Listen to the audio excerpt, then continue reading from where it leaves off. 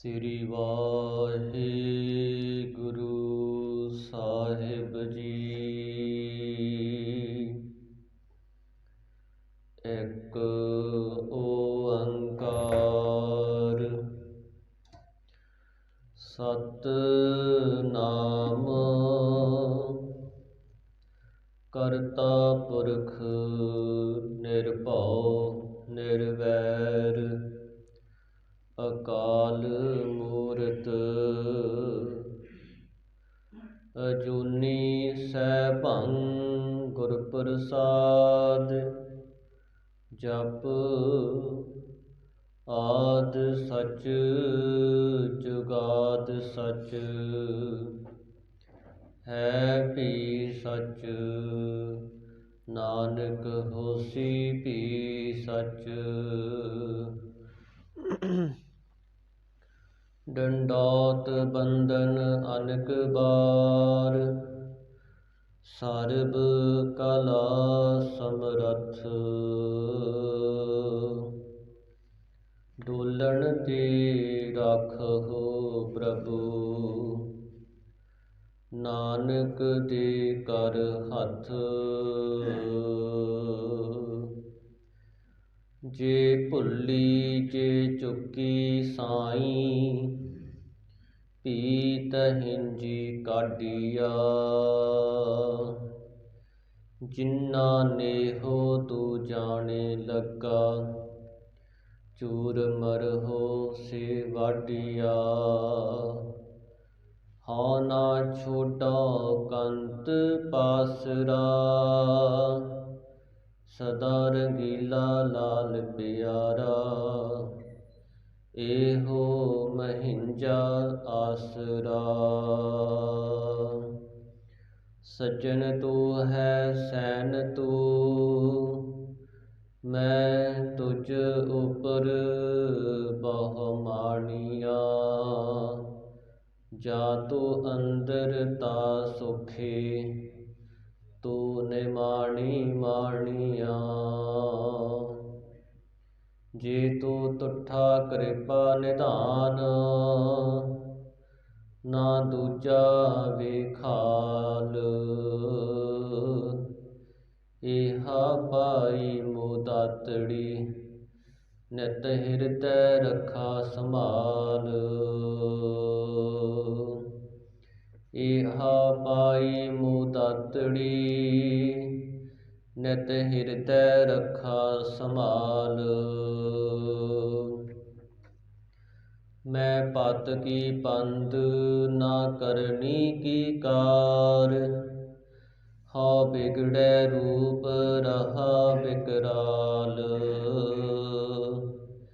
ਤੇਰਾ ਏਕ ਨਾਮ ਤਾਰੇ ਸੰਸਾਰ। ਮੈਂ ਏਹਾ ਆਸ ਇਹੋ ਆਧਾਰ। ਮਤ ਸੁਮਤ ਤੇਰੇ ਵਸ ਸੁਆਮੀ ਹਮ ਜੰਤ ਤੂੰ ਪੁਰਖ ਜੰਤੈਨੀ। ਜਨ ਨਾਨਕ ਕੇ ਪ੍ਰਭ ਕਰਤੇ ਸੁਆਮੀ ਜਿਉ ਭਾਵੈ ਤਿਵੈ ਬੁਲੈਨੀ। ਬੇਸਮਾਰ ਅਥਾਹ ਅਗਨਤ ਅਤੁਲੈ ਜਿਉ ਬੁਲਾਵਹੁ ਤਿਉ ਨਾਨਕ ਦਾਸ ਬੋਲੈ। ਜਿਉ ਬੁਲਾਵਹੁ ਤਿਉ ਨਾਨਕ ਦਾਸ ਬੋਲੈ। ਸਤਿਨਾਮ ਸ੍ਰੀ ਵਾਹਿਗੁਰੂ ਸਾਹਿਬ ਜੀ। ਕਿਉ ਲੀਜੈ ਗੜ ਬੰਕਾ ਭਾਈ ਦੋਵਰ ਕੋਟ ਅਰ ਤੇਵਰ ਖਾਈ। ਕਿਉ ਲੀਜੈ ਗੜ ਬੰਕਾ ਭਾਈ ਦੋਵਰ ਕੋਟ ਅਰ ਤੇਵਰ ਖਾਈ। ਰਹਾਉ ਪੰਚ ਪਚੀਸ ਮੋਹ ਮਦ ਮਤਸਰ ਆਡੀ ਪਰਬਲ ਮਾਇਆ। जन कबीर को जोर न पहुँचै, कहा करो रघुराया। काम के बारी दुख सुख तरवानी, पाप पुण्य दरवाजा। क्रोध प्रधान महा बड़ तुंदर, तह मन मावासी राजा। स्वाद स्नाह कोप ममता को, कबुध कमान चढ़ाई। तिसना तीर रहे कट भीतर, यो गढ़ लियो न जाई। प्रेम बलिता सुरत हवाई, गोला ज्ञान चढ़ाया।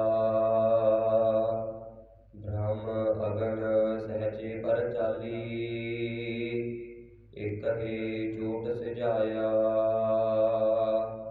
सत संतोख लै लरने लागा, तोरे दोए दरवाजा।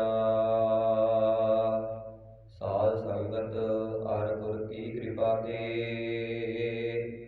पकड़ियो गढ़ को राजा। भगवत पीर सखत सिमरन की, कटी काल भै फासी। दास कबीर गड़ियो चढ़ ऊपर, राज लियो अविनाशी। भगवत पीर सखत सिमरन की, कटी काल भै फासी। दास कबीर चढ़ियो गढ़ ऊपर, राज लियो अविनाशी। क्यों नीचे गढ़ बंका पाई। वाहिगुरु जी का खालसा, वाहिगुरु जी की फतेह। दसां पातशाਹੀਆਂ ਦੀ ਆਤਮਿਕ ਜੋਤ, ਤਖਤ ਜਬਰ ਛਤਰ ਤੇ ਮਾਲਕ, ਜੁਗ ਜੁਗ ਅਟਲ। ਪਤਿਤ ਪਾਵਨ ਭਗਤ ਵਛਲ ਕਰਨਾ ਨਿਧਾਨ, ਅੰਤਰਜਾਮੀ ਸ਼ਬਦ ਗੁਰ ਪੀਰਾ ਕਹਿਤ ਗੰਭੀਰਾ। ਧੰਨ ਧੰਨ ਸਾਹਿਬ ਸ੍ਰੀ ਗੁਰੂ ਗ੍ਰੰਥ ਸਾਹਿਬ ਜੀ ਮਹਾਰਾਜ। ਸਤਿਗੁਰਾਂ ਦੀ ਸਾਜੀ ਨਿਵਾਜੀ ਪਰਮ ਸਨਮਾਨਯੋਗ ਗੁਰੂ ਰੂਪ ਖਾਲਸਾ ਸਾਧ ਸੰਗਤ, ਸਤਿਗੁਰੂ ਸਾਹਿਬਾਂ ਦੀ ਅਪਾਰ ਕਿਰਪਾ ਸਦਕਾ ਅੰਮ੍ਰਿਤ ਵੇਲਾ ਹੋਇਆ। ਅੰਮ੍ਰਿਤ ਵੇਲੇ ਸਤਿਗੁਰੂ ਮਹਾਰਾਜ ਜੀ ਦੀ ਹਜ਼ੂਰੀ ਅੰਦਰ ਦੀਵਾਨ ਸਜਿਆ ਹੈ। ਸਜ ਰਹੇ ਦੀਵਾਨ ਅੰਦਰ ਸਤਿਗੁਰੂ ਮਹਾਰਾਜ ਜੀ ਦੇ ਪਾਵਨ ਪਵਿੱਤਰ ਸਰੂਪਾਂ ਦੇ ਪ੍ਰਕਾਸ਼ ਦੀ ਸੇਵਾ ਹੋਈ। ਨਿਤਨੇਮ ਅੰਮ੍ਰਿਤ ਬਾਣੀ ਦਾ ਪਾਠ ਹੋਇਆ ਹੈ। ਆਪ ਜੀ ਨੇ ਗੁਰੂ ਚਰਨਾਂ ਵਿੱਚ ਪਹੁੰਚ ਕੇ ਸਤਿਗੁਰੂ ਮਹਾਰਾਜ ਜੀ ਦੇ ਦਰਸ਼ਨ ਦੀਦਾਰ ਕੀਤੇ ਹਨ।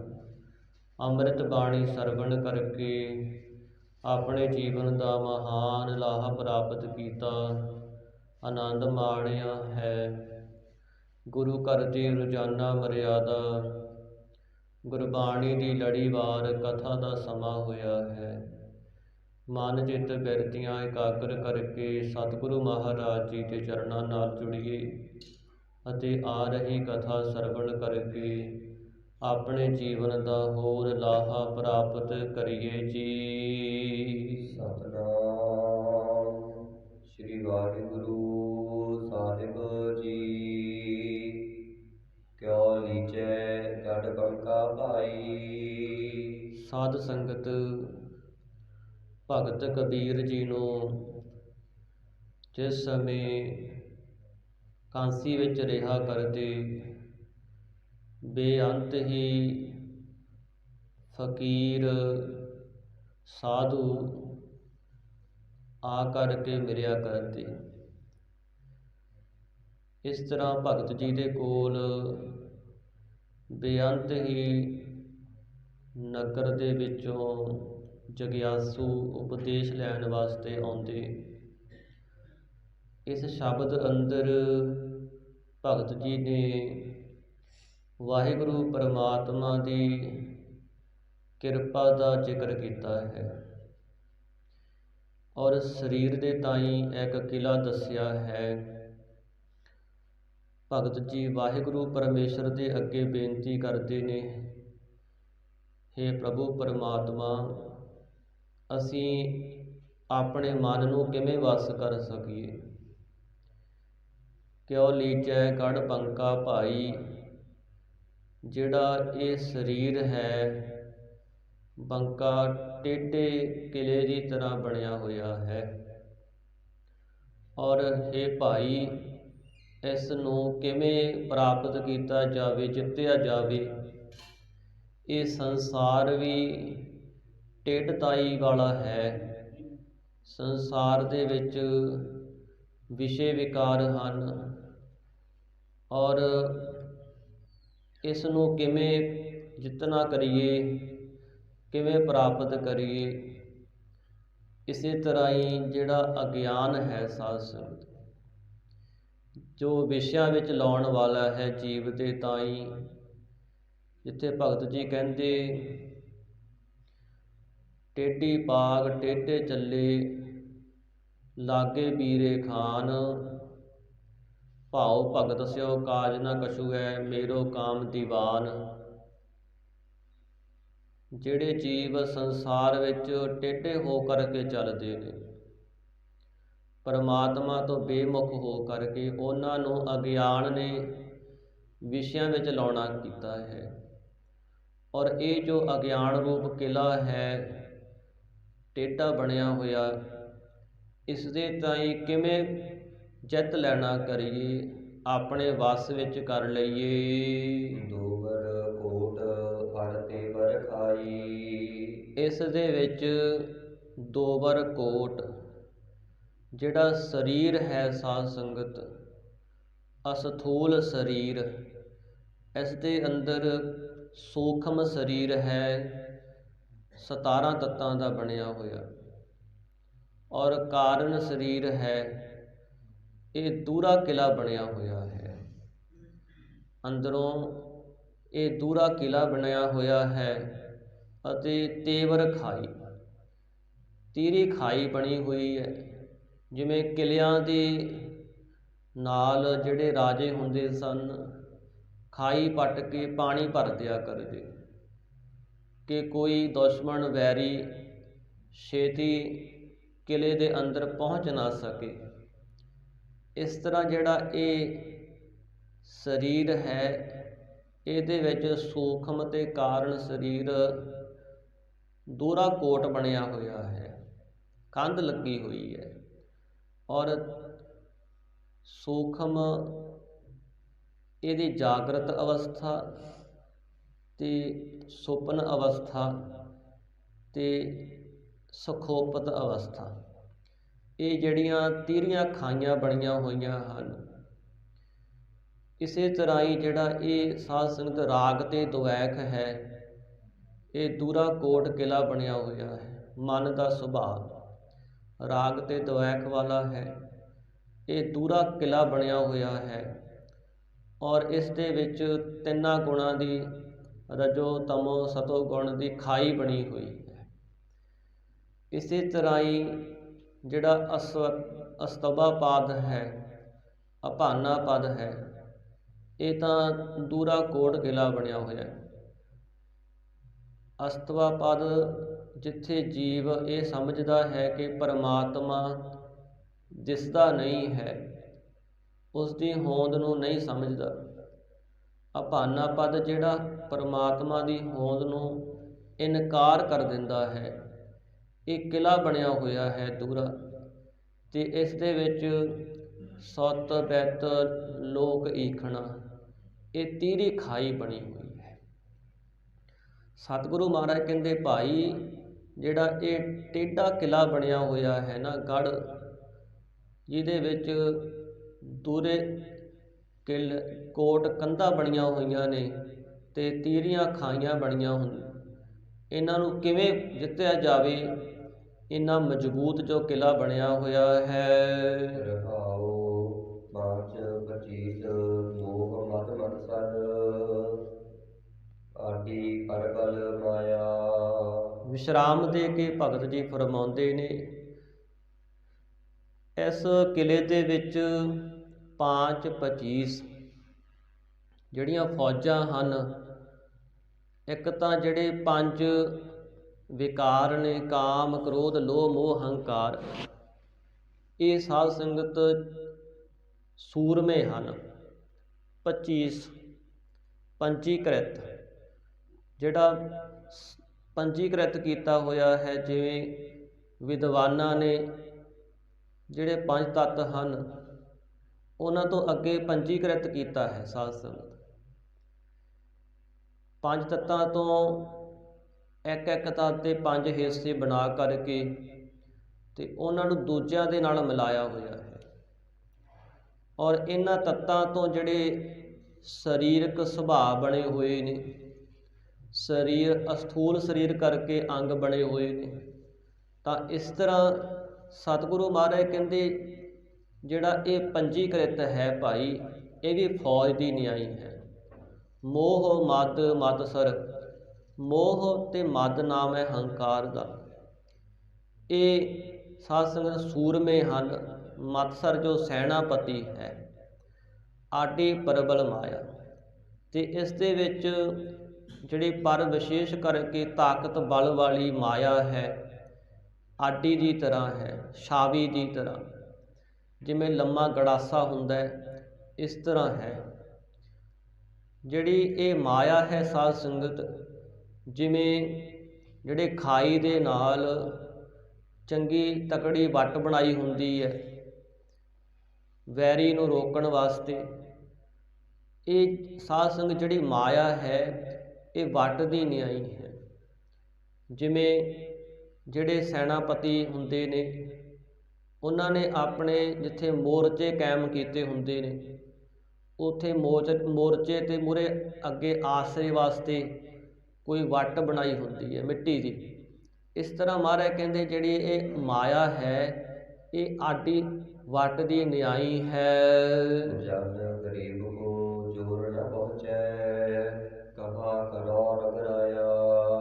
ਭਗਤ ਜੀ ਕਹਿੰਦੇ, ਹੇ ਪ੍ਰਭੂ ਪਰਮਾਤਮਾ, ਮੇਰਾ ਜਨ ਗਰੀਬ ਦਾ ਕੋਈ ਜ਼ੋਰ ਨਹੀਂ ਚੱਲਦਾ, ਇਹਨਾਂ ਤਾਈਂ ਕੋਈ ਜ਼ੋਰ ਨਹੀਂ ਹੁੰਦਾ। ਕਹਾ ਕਰੋ ਰਗ ਰਾਇਆ, ਹੇ ਰਘੂਆਂ ਦੇ ਰਾਇਆ ਰਾਮ, ਪ੍ਰਕਾਸ਼ਕ ਸਰੂਪ ਪਰਮਾਤਮਾ। ਇੱਥੇ ਸਾਧ ਸੰਗਤ ਅਰਥ ਤਾਂ ਰਾਮ ਜੀ ਦਾ ਬਣਦਾ, ਪਰ ਇੱਥੋਂ ਸਾਧ ਸੰਗਤ ਰਾਮ ਪਰਮੇਸ਼ਰ ਦਾ ਅਰਥ ਲੈਣਾ। ਰਘ ਰਾਇਆ, ਜੋ ਰਘੂਆਂ ਦੇ ਕੁਲ ਦੇ ਰਾਜਾ ਰਾਮ ਦਾ ਵੀ ਪ੍ਰਕਾਸ਼ਕ ਸਰੂਪ ਹੈ, ਪਰਮਾਤਮਾ ਵਾਹਿਗੁਰੂ। ਹੇ ਪਰਮੇਸ਼ਰ, ਕਾਹਾ ਕਰੋ, ਮੈਂ ਕੀ ਕਰਾਂ, ਮੇਰਾ ਕੋਈ ਜ਼ੋਰ ਨਹੀਂ ਚੱਲਦਾ। ਇਹਨਾਂ ਵਿਕਾਰਾਂ ਦੇ ਤਾਈਂ, ਇਸ ਕਿਲੇ ਨੂੰ ਜਿੱਤਣ ਦੇ ਤਾਈਂ, ਇਸ ਜੀਵ ਦਾ ਜਿਹੜਾ ਆਪਣਾ ਸੁਭਾਅ ਹੈ ਉਹ ਬਹੁਤ ਜ਼ਿਆਦਾ ਸਾਧ ਸੰਗਤ ਕਮਜ਼ੋਰ ਹੈ, ਕਾਇਰ ਹੈ, ਤੇ ਇਹਨਾਂ ਵਿਕਾਰਾਂ ਦੇ ਤਾਈਂ ਜਿੱਤਣਾ ਬੜਾ ਔਖਾ ਹੈ। ਭਗਤ ਜੀ ਕਹਿੰਦੇ, ਹੇ ਪ੍ਰਭੂ, ਮੇਰਾ ਕੋਈ ਜ਼ੋਰ ਨਹੀਂ ਚੱਲਦਾ, ਤੂੰ ਹੀ ਮੈਨੂੰ ਕਿਰਪਾ ਕਰਕੇ ਰੱਖਣਾ ਕਰ। ਕਾਮ ਕਿਹਾਰੀ ਦੁਖ ਸੁਖ ਦਰਬਾਨੀ ਪਾਪ ਪੁੰਨ ਦਰਵਾਜਾ। ਇੱਥੇ ਹੁਣ ਭਗਤ ਜੀ ਦੱਸਦੇ ਨੇ ਕਿ ਕਿਲ੍ਹਾ ਕਿਵੇਂ ਬਣਿਆ ਹੋਇਆ। ਜਿਵੇਂ ਇੱਕ ਕਿਲ੍ਹੇ ਦੇ ਵਿੱਚ ਸਾਧ ਸੰਗਤ ਦਰਵਾਜ਼ਾ ਲੱਗਿਆ ਹੁੰਦਾ ਹੈ, ਅੱਗੇ ਅਹੁਦੇਦਾਰ ਹੁੰਦੇ ਨੇ, ਕਾਮ ਕਿਵਾਰੀ। ਜਿਹੜਾ ਕਾਮ ਹੈ ਨਾ ਸਾਧ ਸੰਗਤ, ਇਹ ਤਾਂ ਕਿਵਾਰੀ ਹੈ। ਜਿਵੇਂ ਤਖਤਾ ਹੁੰਦਾ ਹੈ, ਦਰਵਾਜ਼ਾ ਹੁੰਦਾ ਹੈ, ਤੇ ਉਹਨੂੰ ਸਾਧ ਸੰਗਤ ਇੱਕ ਛੋਟੀ ਜਿਹੀ ਤਖਤੀ ਲੱਗੀ ਹੁੰਦੀ ਹੈ ਜਾਂ ਕੁੰਡਾ ਲੱਗਿਆ ਹੁੰਦਾ ਹੈ ਦਰਵਾਜ਼ੇ ਨੂੰ ਬੰਦ ਕਰਨ ਵਾਸਤੇ। ਜਿਹੜਾ ਕਾਮ ਹੈ ਇਹ ਤਾਂ ਕਿਵਾਰੀ ਦੀ ਨਿਆਈ ਹੈ, ਤਖਤੀ ਦੀ ਨਿਆਈ, ਜਾਂ ਤਖਤੀ ਜਿਹੜੀ ਕੁੰਡਾ ਲੱਗਿਆ ਹੁੰਦਾ ਹੈ ਦਰਵਾਜ਼ੇ ਨੂੰ ਬੰਦ ਕਰਨ ਵਾਸਤੇ, ਉਸ ਦੀ ਨਿਆਈ ਹੈ। ਦੁੱਖ ਸੁੱਖ ਦਰਬਾਨੀ, ਜਿਹੜੇ ਸਰੀਰ 'ਤੇ ਦੁੱਖ ਆਉਂਦੇ ਨੇ, ਸੁੱਖ ਆਉਂਦੇ ਨੇ, ਇਹ ਸਾਧ ਸੰਗਤ ਦਰਬਾਨ 'ਚ ਹੀ ਹਨ, ਪਹਿਰੇਦਾਰ ਹਨ। ਪਾਪ ਪੁੰਨ ਦਰਵਾਜ਼ਾ, ਅਤੇ ਪਾਪ ਅਤੇ ਪੁੰਨ ਜਿਹੜੇ ਹਨ ਇਹ ਦਰਵਾਜ਼ੇ ਦੀ ਨਿਆਈ ਹਨ। ਜਿਵੇਂ ਦਰਵਾਜ਼ੇ ਕਰਕੇ ਅੰਦਰ ਵੜਿਆ ਨਹੀਂ ਜਾਂਦਾ ਕਿਲੇ ਦੇ ਵਿੱਚ, ਇਸੇ ਤਰ੍ਹਾਂ ਜਿਹੜਾ ਇਹ ਮਨ ਹੈ ਇਹਦੇ ਤੱਕ ਪਹੁੰਚਿਆ ਨਹੀਂ ਜਾਂਦਾ। ਪਾਪ ਪੁੰਨਾਂ ਦੇ ਫਲ ਵਿੱਚ ਹੀ ਜੀਵ ਫਸਿਆ ਰਹਿੰਦਾ ਹੈ। ਤਾਂ ਸਤਿਗੁਰੂ ਕਹਿੰਦੇ ਭਾਈ ਪਾਪ ਅਤੇ ਪੁੰਨ ਇਹ ਦੋ ਦਰਵਾਜ਼ੇ ਲੱਗੇ ਹੋਏ ਹਨ। ਕ੍ਰੋਧ ਪ੍ਰਧਾਨ ਮਹਾ ਬੜ ਸੁੰਦਰ, ਤਹਿ ਮਨ ਮਾਵਾਸੀ ਰਾਜਾ। ਇੱਥੇ ਜਿਹੜਾ ਕ੍ਰੋਧ ਹੈ ਉਹ ਪ੍ਰਧਾਨਗੀ ਕਰ ਰਿਹਾ ਹੈ, ਅੰਦਰ ਉਹਦਾ ਹੁਕਮ ਚੱਲਦਾ ਹੈ। ਜਿਵੇਂ ਵਜ਼ੀਰ ਹੁੰਦੇ ਨੇ, ਵਜ਼ੀਰਾਂ ਦੇ ਹੁਕਮ ਚੱਲਦੇ ਨੇ, ਇਸ ਤਰ੍ਹਾਂ ਕ੍ਰੋਧ ਜਿਹੜਾ ਹੈ ਆਪਣਾ ਹੁਕਮ ਚਲਾਉਣ ਵਾਲਾ। ਮਹਾ ਵੱਡ ਤੁੰਦਰ, ਜਿਹੜਾ ਬੜਾ ਹੀ ਲੜਾਈ ਨੂੰ ਪਾਉਣ ਵਾਲਾ ਹੈ, ਬਹੁਤ ਵੱਡਾ ਝਗੜਾਲੂ ਹੈ, ਜਿਹੜਾ ਹਰ ਸਮੇਂ ਕਕਰਾਹਟ ਹੀ ਪਾਉਣ ਵਾਲਾ ਹੈ, ਲੜਾਈ ਹੀ ਕਰਨ ਵਾਲਾ ਹੈ। ਤਹਿ ਮਨ ਮਾਵਾਸੀ ਰਾਜਾ। ਭਗਤ ਜੀ ਕਹਿੰਦੇ ਭਾਈ ਐਸੇ ਇਹ ਕਿਲੇ ਦੇ ਵਿੱਚ ਜਿਹੜਾ ਸਾਡਾ ਮਨ ਹੈ ਨਾ, ਮਾਵਾਸੀ ਆਕੀ ਹੋਇਆ ਬੈਠਾ ਹੈ। ਇਸ ਸਰੀਰ ਰੂਪ ਕਿਲੇ ਦੇ ਵਿੱਚ ਜਿਹੜਾ ਮਨ ਹੈ ਆਕੀ ਬਣ ਗਿਆ ਹੈ, ਜਿੱਤਿਆ ਨਹੀਂ ਜਾਂਦਾ। ਸਵਾਦ ਸਨਾਹ ਕੋਪ ਮਮਤਾ ਕੋ, ਕਬੁੱਧ ਕਮਾਨ ਚੜਾਈ। ਇਸ ਮਨ ਨੇ ਜਿਹੜਾ ਵਿਸ਼ਿਆਂ ਦਾ ਸਵਾਦ ਹੈ, ਸ਼ਬਦ ਸਪਰਸ ਰੂਪ ਰਸ ਗੰਧ, ਜ਼ੁਬਾਨ ਦਾ ਸਵਾਦ ਹੈ, ਇੰਦਰੀਆਂ ਦਾ ਸਵਾਦ ਹੈ, ਇਹ ਤਾਂ ਸਨਾਹ, ਜਿਵੇਂ ਲੋਹੇ ਦਾ ਕੁੜਤਾ ਹੁੰਦਾ ਹੈ ਇਸ ਤਰ੍ਹਾਂ ਸੰਜੋਅ ਹੁੰਦੀ ਹੈ ਸਾਧ ਸੰਗਤ। ਜਿਹੜੇ ਸੂਰਮੇ ਆਪਣੇ ਸਰੀਰ 'ਤੇ ਪਹਿਨਦੇ ਨੇ, ਵੈਰੀ ਦੇ ਜਿਹੜੇ ਸ਼ਾਸਤਰ ਹੁੰਦੇ ਨੇ ਉਹਨਾਂ ਨੂੰ ਰੋਕਣ ਵਾਸਤੇ, ਦਾਅ ਨੂੰ ਰੋਕਣ ਵਾਸਤੇ, ਇਸ ਤਰ੍ਹਾਂ ਮਨ ਨੇ ਜਿਹੜੀ ਇਹ ਸਵਾਦ ਹੈ ਇਹ ਤਾਂ ਸਨਾਹ ਲੋਹੇ ਦਾ ਕੁੜਤਾ ਪਹਿਨਣਾ ਕੀਤਾ ਹੈ, ਸੰਜੋਅ ਪਹਿਨਣਾ ਕੀਤੀ ਹੈ। ਟੋਪ ਮਮਤਾ ਕੋ, ਅਤੇ ਜਿਵੇਂ ਸੂਰਮੇ ਦੇ ਮੂੰਹ 'ਤੇ ਟੋਪ ਲਿਆ ਹੁੰਦਾ ਹੈ, ਟੋਪੋ, ਇਸ ਤਰ੍ਹਾਂ ਹੀ ਜਿਹੜੀ ਮਮਤਾ ਹੈ ਇਹ ਟੋਪ ਲਿਆ ਹੋਇਆ ਹੈ ਇਸ ਨੇ ਆਪਣੇ ਮੂੰਹ 'ਤੇ। ਕਬੁੱਧ ਕਮਾਨ ਚੜਾਈ, ਅਤੇ ਜਿਹੜੀ ਕਬੁੱਧ ਖੋਟੀ ਬੁੱਧੀ ਹੈ, ਦੁਰਮਤ ਹੈ, ਇਹ ਕਮਾਨ ਚੜਾਉਣਾ ਕੀਤੀ ਹੈ, ਹੱਥ ਦੇ ਵਿੱਚ ਰੱਖਣਾ ਕੀਤੀ ਹੈ। ਤ੍ਰਿਸ਼ਨਾ ਤੀਰ ਰਹੇ ਕੱਢ ਪੀਤਰ, ਪਿਓ ਕੱਢ ਲਿਓ ਨਾ ਜਾਈ। ਫਿਰ ਇਸ ਦੇ ਕੋਲ ਤ੍ਰਿਸ਼ਨਾ ਰੂਪ ਤੀਰ ਹਨ, ਜਿਹੜੇ ਘੱਟ ਹਿਰਦੇ ਨੂੰ ਭੀਤਰ ਅੰਦਰੋਂ ਹੀ ਸਾਧ ਸੰਗਤ ਵਿੰਨ੍ਹ ਰਹੇ ਹਨ, ਅੰਦਰੋਂ ਹੀ ਉਹ ਹਿਰਦੇ ਨੂੰ ਜ਼ਖਮੀ ਕਰ ਰਹੇ ਹਨ। ਤ੍ਰਿਸ਼ਨਾ ਦੇ ਤੀਰ ਇਉ ਕੱਢ ਲਿਓ ਨਾ ਜਾਈ। ਇਸ ਤਰ੍ਹਾਂ ਭਗਤ ਜੀ ਕਹਿੰਦੇ ਭਾਈ ਜਿਹੜਾ ਇਹ ਗੜ੍ਹ ਕਿਲਾ ਹੈ ਨਾ, ਸਰੀਰ ਰੂਪ ਕਿਲਾ, ਇਹ ਜਿੱਤਿਆ ਨਹੀਂ ਜਾਂਦਾ, ਵਸ ਵਿੱਚ ਨਹੀਂ ਹੁੰਦਾ।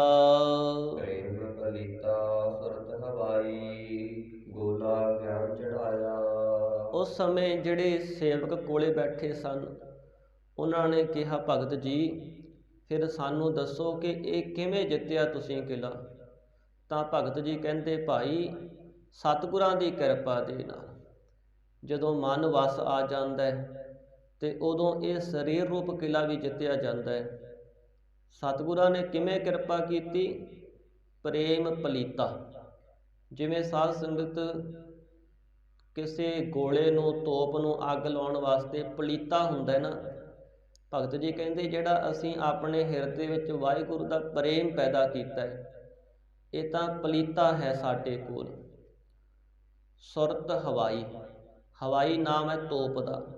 ਜਿਹੜੀ ਸਾਡੀ ਸੁਰਤ ਹੈ, ਸ੍ਰੇਸ਼ਟ ਪ੍ਰੀਤੀ ਜਿਹੜੀ ਸਾਡੀ ਗਿਆਤ ਹੈ, ਇਹ ਜਿਹੜੀ ਤੋਪ ਬਣਾਉਣਾ ਕੀਤੀ ਹੈ ਅਸੀਂ, ਗੋਲਾ ਗਿਆਨ ਚਲਾਇਆ। ਅਤੇ ਜਿਹੜਾ ਸਾਡੇ ਕੋਲ ਵਾਹਿਗੁਰੂ ਦਾ ਗਿਆਨ ਹੈ, ਜਿਹੜਾ ਅਸੀਂ ਬ੍ਰਹਮ ਗਿਆਨ ਪ੍ਰਾਪਤ ਕੀਤਾ ਹੈ, ਜਿਹੜਾ ਅਸੀਂ ਮਹਾਂਪੁਰਖਾਂ ਤੋਂ ਗਿਆਨ ਪ੍ਰਾਪਤ ਕੀਤਾ ਹੈ, ਇਹ ਗੋਲਾ ਚਲਾਉਣਾ ਕੀਤਾ ਹੈ। ਇਸ ਮਨ ਨੂੰ ਵਸ ਕਰਨ ਵਾਸਤੇ, ਕਿਲੇ ਨੂੰ ਢਾਉਣ ਵਾਸਤੇ।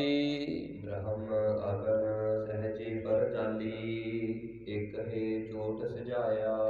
ਫਿਰ ਜਿਹੜੀ ਬ੍ਰਹਮ ਅਗਨ ਹੈ, ਬ੍ਰਹਮ ਵਾਹਿਗੁਰੂ ਪਰਮਾਤਮਾ ਦੇ ਗਿਆਨ ਦਾ ਅਭਿਆਸ, ਸ਼ਬਦ ਦਾ ਅਭਿਆਸ, ਇਹ ਜਿਹੜੀ ਅਸੀਂ ਅਭਿਆਸ ਕੀਤਾ ਹੈ, ਬ੍ਰਹਮ ਅਗਨੀ ਆਪਣੇ ਅੰਦਰ ਸਹਿਜੇ ਹੀ ਪਰ ਵਿਸ਼ੇਸ਼ ਕਰਕੇ ਜਾਲਣਾ ਕੀਤੀ ਹੈ। ਔਰ ਜਦੋਂ ਬ੍ਰਹਮ ਅਗਨੀ ਅੰਦਰ ਪੈਦਾ ਹੋ ਗਈ, ਨਾਮ ਦਾ ਅਭਿਆਸ ਚੱਲ ਪਿਆ, ਤੇ ਉਸ ਸਮੇਂ ਜਿਹੜੀ ਸਾਡੀ ਸੁਰਤ ਸੀ, ਉਸ ਦੇ ਵਿੱਚ ਅਸੀਂ ਗਿਆਨ ਰੂਪ ਗੋਲਾ ਪਾ ਕਰਕੇ ਤੇ ਪ੍ਰੇਮ ਰੂਪ ਪਲੀਤਾ ਲਾਉਣਾ ਕੀਤਾ। ਇਹ ਕਹੇ ਚੋਟ ਸਜਾਇਆ, ਤੇ ਇੱਕੇ ਚੋਟ ਦੇ ਵਿੱਚ ਹੀ ਸਜਾਇਆ ਸੀ ਮਨ ਦੇ ਤਾਈਂ ਜਿੱਤ ਲੈਣਾ ਕੀਤਾ ਹੈ। ਬਹੁਤਾ ਸਮਾਂ ਨਹੀਂ ਲੱਗਿਆ, ਬਸ ਮਨ ਛੇਤੀ ਹੀ ਵਸ ਆ ਗਿਆ। ਸਤ ਸੰਤੋਖ ਲੈ ਲਰਨੇ ਲਾਗਾ, ਤੋਰੇ ਦੋਏ ਦਰਵਾਜਾ। ਉਸ ਸਮੇਂ ਜਗਿਆਸੂ ਕਹਿਣ ਲੱਗੇ, ਭਗਤ ਜੀ ਫਿਰ ਤੁਹਾਡੇ ਨਾਲ ਸੂਰਮੇ ਕੌਣ ਸਨ? ਭਗਤ ਜੀ ਕਹਿੰਦੇ, ਭਾਈ ਜਿਹੜਾ ਸੱਤ ਧਾਰਨ ਕੀਤਾ, ਸੰਤੋਖ, ਦਇਆ, ਧਰਮ, ਵਿਚਾਰ, ਆਪਣੇ ਹਿਰਦੇ ਦੇ ਵਿੱਚ ਸੱਚ ਨੂੰ ਕਾਇਮ ਕੀਤਾ, ਸੱਚ ਨਾਲ ਜੁੜਨ ਦੀ ਇੱਛਾ ਬਣੀ, ਸੱਚ ਨੂੰ ਜਾਣਿਆ, ਸੰਤੋਖ ਰੱਖਣਾ ਕੀਤਾ, ਜਥਾ ਲਾਭ ਤਥਾ ਸੰਤੁਸ਼ਟੀ, ਜੈਸਾ ਵਾਹਿਗੁਰੂ ਸੰਸਾਰ ਵਿੱਚ ਸਾਨੂੰ ਜੀਵਨ ਦੇ ਰਿਹਾ ਹੈ, ਉਹੋ ਜਿਹਾ ਪ੍ਰਵਾਨ ਕਰ ਲੈਣਾ। ਔਰ ਦਇਆ ਧਾਰਨ ਕੀਤੀ ਹੈ, ਵਿਚਾਰ ਕੀਤੀ ਹੈ ਆਪਣੇ ਸਰੂਪ ਦੀ, ਸੰਸਾਰ ਦੀ ਵਿਚਾਰ ਕੀਤੀ ਹੈ। ਇਸ ਤਰ੍ਹਾਂ ਵਿਵੇਕ ਰੂਪ ਸੂਰਮੇ ਨੂੰ ਨਾਲ ਲੈ ਕਰਕੇ ਅਸੀਂ ਲੜਨਾ ਸ਼ੁਰੂ ਕਰ ਦਿੱਤਾ। ਦੂਜੇ ਪਾਸੇ ਜਿਹੜਾ ਝੂਠ ਸੀ, ਲਾਲਚ ਸੀ, ਵਿਕਾਰ ਸਨ, ਉਹਨਾਂ ਨੂੰ ਅਸੀਂ ਮਾਰ ਲੈਣਾ ਕੀਤਾ। ਤੋਰੇ ਦੋਏ ਦਰਵਾਜਾ, ਤੇ ਜਿਹੜੇ ਪਾਪ ਅਤੇ ਪੁੰਨ ਦੋ ਦਰਵਾਜੇ ਸਨ, ਇਹ ਵੀ ਤੋੜ ਦਿੱਤੇ। ਆਸ ਤੇ ਅੰਦੇਸਾ ਦੋ ਦਰਵਾਜੇ ਸਨ, ਇਹ ਵੀ ਤੋੜ ਦੇਣਾ ਕੀਤੇ। ਦਵੈਤ ਰੂਪ ਦਰਵਾਜ਼ਾ ਲੱਗਿਆ ਹੋਇਆ ਸੀ, ਇਹ ਵੀ ਤੋੜ ਦਿੱਤਾ, ਭੰਨ ਦਿੱਤਾ ਅਸੀਂ। ਜਦੋਂ ਸਤ ਸੰਤੋਖ ਹਿਰਦੇ ਵਿੱਚ ਗੁਣ ਆ ਕੇ ਵਸ ਗਏ, ਤਾਂ ਇਸ ਤਰ੍ਹਾਂ ਜਿਹੜੇ ਪਾਪ ਕਹਿੰਦੇ ਸਨ ਨਾ ਕਿ ਪਹਿਲਾਂ ਸਾਡੇ ਜਿਹੜੇ ਕਰਮ ਨੇ ਪਾਪ ਵਾਲੇ, ਉਹਨਾਂ ਦਾ ਫਲ ਲੈ ਕੇ ਜਾ, ਇਸ ਤਰ੍ਹਾਂ ਹੀ ਜਿਹੜੇ ਪੁੰਨ ਸਨ ਉਹ ਸ਼ਕਾਮੀ ਪੁਰਖਾਂ ਨੂੰ ਆਪਣੇ ਕੀਤੇ ਹੋਏ ਕਰਮਾਂ ਦਾ ਫਲ ਦਿੰਦੇ ਸਨ। ਤਾਂ ਇਹ ਪਾਪ ਤੇ ਪੁੰਨ ਦੋਹੇ ਹੀ ਭੰਨ ਦੇਣਾ ਕੀਤੀ। ਸਾਧ ਸੰਗਤ ਹਰ ਗੁਰ ਕੀ ਕਿਰਪਾ ਤੇ, ਪਕੜਿਓ ਗੜ ਕੋ ਰਾਜਾ। ਭਗਤ ਜੀ ਕਹਿੰਦੇ, ਜਦੋਂ ਸਾਧ ਸੰਗਤ, ਮਹਾਂਪੁਰਖਾਂ ਦੀ ਸੰਗਤ ਪ੍ਰਾਪਤ ਹੋਈ, ਸਾਧ ਸੰਗਤ, ਜਿੱਥੇ ਮਹਾਰਾਜ ਕਹਿੰਦੇ ਸੈਨਾ ਸਾਧ ਸਮੂਹ ਸੂਰ ਅਜਿਤਮ, ਸਨਾਹੰ ਤਨ ਨਿਮਰਤਾਹ। ਜਿਹੜੇ ਪ੍ਰਭੂ ਪਰਮਾਤਮਾ ਦੇ ਭਗਤ ਨੇ, ਸਾਧੂ ਜਨ ਨੇ, ਪਿਆਰੇ ਨੇ, ਉਹ ਵਾਹਿਗੁਰੂ ਦੀ ਸੈਨਾ ਹੈ। ਉਹਨਾਂ ਦੇ ਕੋਲ ਜਿਹੜੇ ਗੁਣ ਹਨ, ਦੈਵੀ ਸੰਪਤਾ ਹੈ, ਇਹ ਸੈਨਾ ਦੀ ਨਿਆਈ ਹੈ। ਸਾਧ ਸੰਗਤ ਵਿੱਚ ਆ ਕਰਕੇ ਵਸਣਾ ਸ਼ੁਰੂ ਕਰ ਦਿੱਤਾ, ਸਾਧ ਸੰਗਤ ਦੀ ਓਟ ਲੈ ਲਈ ਆਪਣੇ ਜੀਵਨ ਅੰਦਰ, ਮਨ ਦੇ ਵਿੱਚ ਇਹ ਭੈ ਬਣਾ ਲਿਆ। ਅਰ ਗੁਰ ਕੀ ਕਿਰਪਾ ਤੇ, ਅਤੇ ਗੁਰੂ ਸਾਹਿਬਾਂ ਦੀ ਕਿਰਪਾ, ਜੋ ਸਤਿਗੁਰਾਂ ਨੇ ਸਾਨੂੰ ਉਪਦੇਸ਼ ਦਿੱਤਾ, ਸਤਿਗੁਰਾਂ ਦਾ ਉਪਦੇਸ਼ ਕਮਾਇਆ ਤੇ ਗੁਰੂ ਮਹਾਰਾਜ ਨੇ ਆਪ ਕਿਰਪਾ ਰਹਿਮਤ ਕੀਤੀ। ਪਕੜਿਓ ਗੜ ਕੋ ਰਾਜਾ, ਜਿਹੜਾ ਇਸ ਆਕੀ ਕਿਲੇ ਦੇ ਵਿੱਚ ਰਾਜਾ ਬਣ ਕੇ ਮਨ ਬੈਠਾ ਸੀ ਨਾ, ਉਸ ਨੂੰ ਪਕੜ ਲੈਣਾ ਕੀਤਾ। ਗੁਰੂ ਪਾਤਸ਼ਾਹ ਨੇ ਸਾਧ ਸੰਗਤ ਮਨ ਨੂੰ ਰਾਜੇ ਦੀ ਨਿਆਈ ਦੱਸਿਆ। ਸਤਿਗੁਰੂ ਕਹਿੰਦੇ, ਰਾਜਾ ਬਾਲਕ ਨਗਰੀ ਕਾਚੀ, ਦੁਸ਼ਟਾ ਨਾਲ ਪਿਆਰੋ। ਜਿਹੜਾ ਮਨ ਹੈ ਨਾ, ਇਹ ਬਾਲਕ ਰਾਜੇ ਦੀ ਨਿਆਈ ਹੈ। ਜਿਵੇਂ ਬਾਲਕ ਦਾ ਸੁਭਾਅ ਚੰਚਲ ਹੁੰਦਾ ਹੈ ਤਾਂ ਮਨ ਰਾਜਾ, ਪਰ ਇਹ ਚੰਚਲ ਹੈ, ਬਾਲਕ ਦੀ ਨਿਆਈ। ਤੇ ਇਹਦਾ ਜਿਹੜੇ ਦੁਸ਼ਟ ਨੇ ਵਿਕਾਰ, ਕਾਮ, ਕ੍ਰੋਧ, ਲੋਭ, ਮੋਹ, ਹੰਕਾਰ, ਇਹਨਾਂ ਦੇ ਨਾਲ ਪਿਆਰ ਹੈ, ਇਹਨਾਂ ਨਾਲ ਉੱਠਣੀ ਬਹਿਣੀ ਹੈ, ਇਹਨਾਂ ਦੀ ਇਹ ਸੰਗਤ ਕਰਦਾ ਹੈ ਮਾਨ ਰੂਪ ਰਾਜਾ, ਜਿਸ ਕਰਕੇ ਵਿਗੜਿਆ ਹੋਇਆ ਹੈ। ਰਾਜਾ ਭਾਵੇਂ ਕਿਹੋ ਜਿਹਾ ਮਰਜ਼ੀ ਹੋਵੇ, ਪਰ ਜਿਹੜੇ ਉਹਦੇ ਸੈਨਾਪਤੀ ਹੁੰਦੇ ਨੇ, ਜਿਹੜੇ ਉਹਦੇ ਅਹਿਲਕਾਰ ਵਜ਼ੀਰ ਹੁੰਦੇ ਨੇ, ਉਹ ਵੀ ਉਹੋ ਜਿਹੇ ਬਣ ਜਾਂਦੇ ਸਾਸ, ਉਹਨਾਂ ਨੂੰ ਸੁਤੇ ਹੀ ਉਹਦਾ ਹੁਕਮ ਮੰਨਣਾ ਪੈਂਦਾ ਹੈ। ਤਾਂ ਇਸ ਤਰ੍ਹਾਂ ਜਿਹੜਾ ਮਨ ਹੈ ਇਹ ਵਿਗੜਿਆ ਹੋਇਆ ਹੈ, ਜਿਸ ਕਰਕੇ ਇਸ ਨੇ ਜਿਹੜੇ ਸੈਨਾਪਤੀ ਨੇ, ਜਿਹੜੀ ਬੁੱਧੀ ਹੈ, ਜਿਹੜਾ ਚਿੱਤ ਹੈ ਤੇ ਇੰਦਰੀ ਹਨ, ਇਹਨਾਂ ਨੂੰ ਵੀ ਮੈਲੇ ਕਰ ਦਿੱਤਾ ਹੈ, ਮੈਲ ਲਾ ਦਿੱਤੀ ਹੈ। ਹੁਣ ਜਦੋਂ ਇਸ ਮਨ ਰੂਪ ਰਾਜੇ ਨੂੰ ਪਕੜ ਲੈਣਾ ਕੀਤਾ ਗੁਰੂ ਸਾਹਿਬਾਂ ਦੀ ਕਿਰਪਾ ਦੇ ਨਾਲ, ਭਗਤ ਜੀ ਕਹਿੰਦੇ ਅਸੀਂ ਆਪਣੇ ਮਨ ਨੂੰ ਵਸ ਕਰ ਲਿਆ। ਭਗਵਤ ਪੀਰ ਸਗਤ ਸਿਮਰਨ ਕੀ, ਕੱਟੀ ਕਾਲ ਪੈ ਫਾਸੀ। ਜਦੋਂ ਭਗਵਤ ਪੀਰ, ਪੀਰ ਨਾਮ ਹੈ ਕਾਇਰ ਦਾ, ਭਗਤ ਜੀ ਕਹਿੰਦੇ ਅਸੀਂ ਹੈ ਤਾਂ ਕਾਇਰ ਸੀ, ਗਰੀਬ ਸਾਂ, ਪਰ ਵਾਹਿਗੁਰੂ ਪਰਮਾਤਮਾ ਨੇ ਆਪ ਕਿਰਪਾ ਕੀਤੀ। ਜੋ ਪਰਮਾਤਮਾ ਦੀ ਭਗਤੀ ਹੈ, ਪਰਮੇਸ਼ਰ ਦਾ ਸਿਮਰਨ ਹੈ, ਉਸ ਦੀ ਸਾਨੂੰ ਸ਼ਕਤੀ ਪ੍ਰਾਪਤ ਹੋ ਗਈ। ਨਾਮ ਵਿੱਚ ਚਿੱਤ ਜੁੜਨ ਕਰਕੇ ਮਨ ਨੂੰ ਨਾਮ ਦੀ ਸ਼ਕਤੀ ਪ੍ਰਾਪਤ ਹੋ ਗਈ।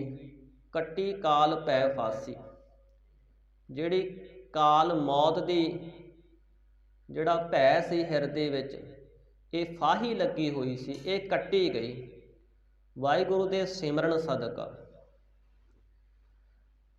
ਸਾਧ ਸੰਗਤ ਕੀ ਭੀੜ ਜੋ ਪਾਈ, ਤੋ ਨਾਨਕ ਹਰ ਸੰਗ ਮਿਲਿਆ।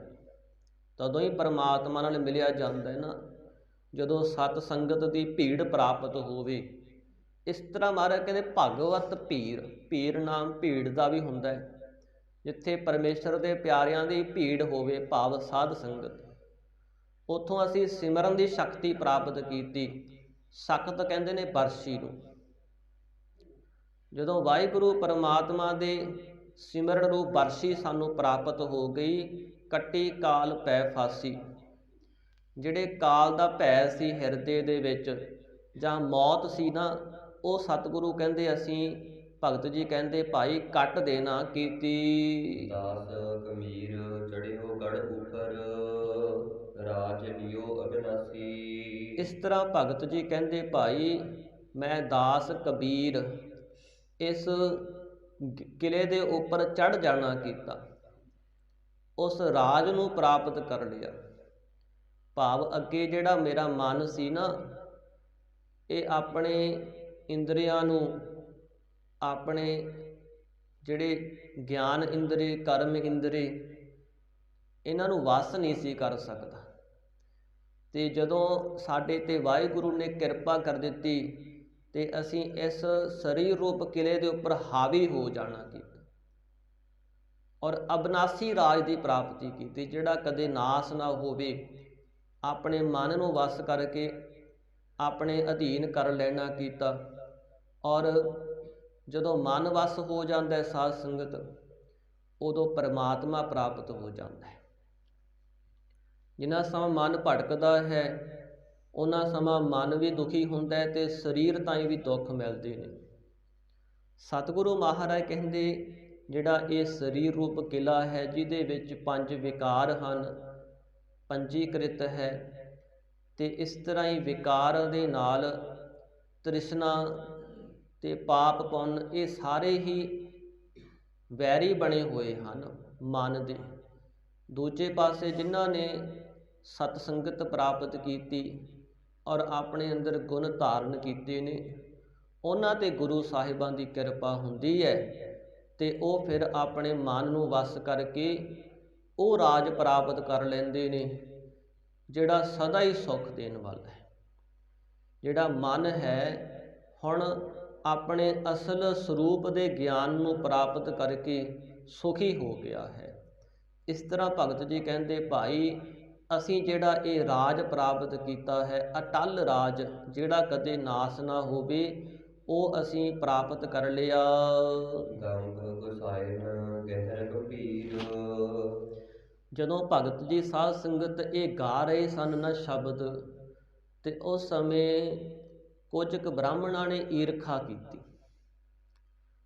ਤੇ ਜਿਹੜਾ ਸਿਕੰਦਰ ਲੋਧੀ ਬਾਦਸ਼ਾਹ ਸੀ ਉਹ ਕਾਂਸੀ ਵਿੱਚ ਆਇਆ ਹੋਇਆ ਸੀ।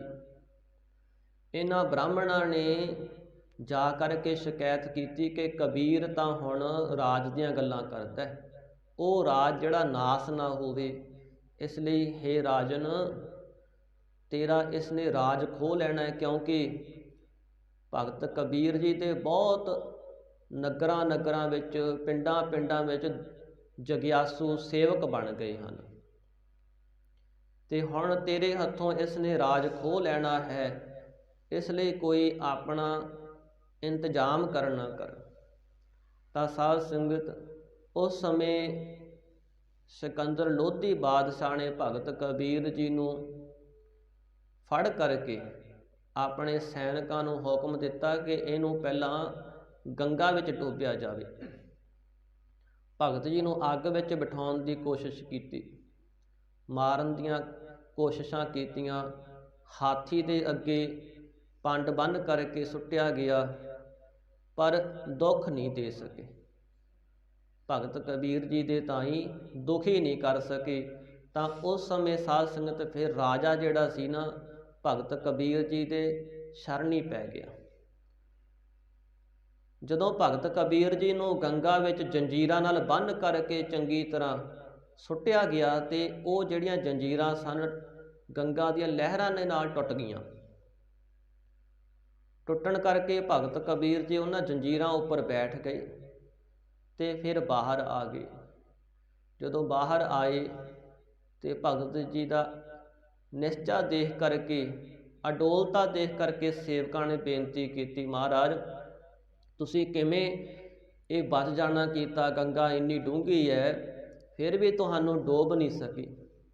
ਤਾਂ ਉਸ ਸਮੇਂ ਸਾਧ ਸੰਗਤ ਭਗਤ ਕਬੀਰ ਜੀ ਨੇ ਇਹ ਸ਼ਬਦ ਉਚਾਰਨ ਕਰਕੇ ਉਹਨਾਂ ਦੇ ਤਾਈਂ ਦੱਸਿਆ ਕਿ ਭਾਈ ਸਾਡੇ ਅੰਦਰ ਵਾਹਿਗੁਰੂ ਪਰਮਾਤਮਾ ਦਾ ਨਿਸ਼ਚਾ ਹੈ, ਸਾਡਾ ਮਨ ਉਸ ਮਾਲਕ ਦੇ ਭਰੋਸੇ ਹੈ, ਉਹਦੀ ਆਗਿਆ ਵਿੱਚ ਚੱਲਦਾ, ਇਸ ਕਰਕੇ ਅਸੀਂ ਨਹੀਂ ਡਰੇ। ਤਾਂ ਭਗਤ ਜੀ ਨੇ ਇਹ ਉਪਦੇਸ਼ ਕੀਤਾ, ਜੰਜੀਰ ਬਾਂਧ ਕਰ ਖਰੇ ਕਬੀਰ।